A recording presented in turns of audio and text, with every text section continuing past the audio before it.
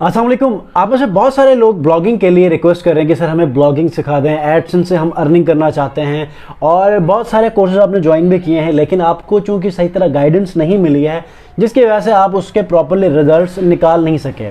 तो सबसे पहले तो मैं आपको ये कहूँगा कि ये रिजल्ट्स देखिएगा।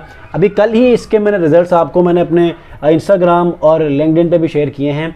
ये रिजल्ट्स देखिएगा, उसके बाद आपको अंदाज़ा होगा कि आप लोगों ने जिन ब्लॉगर से, जिन ट्रेनर से आपने सीखा है, क्या उन्होंने कोई ऐसे रिजल्ट्स आपसे दिखाए थे या फिर कोई ऐसी वेबसाइट जिनके ऊपर उन्होंने काम किया हो पर्सनली, किसी और नहीं, उनके टीम मेंबर ने नहीं, उन्होंने खुद ही काम किया हो, और वो अगर आपको इस बुनियाद पर आपको सिखा रहे हैं कि उन्होंने एक प्रूवन रिजल्ट्स पर्सनली अचीव किए हैं, तो ये कुछ सोचने वाली बात है कि आप अच्छी जगह पर जाके सीख चुके हैं।